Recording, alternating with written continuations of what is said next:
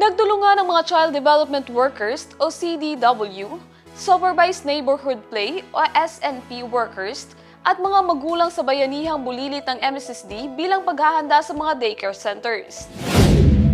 Bilang paghahanda sa mga daycare centers sa nalalapit na pasukan, nagtulungan ng mga Child Development Workers o CDW, Supervised Neighborhood Play o SNP Workers at mga magulang sa bayanihang bulilit ng MSSD mula May 25 hanggang 29, 2026 sa mga bayan ng Sultan Dumalundong at Bacolod, Calawi. Sa aktibidad nilinis at inayos ang mga daycare center upang maging maayos at komportable ang pag-aaral ng mga bata.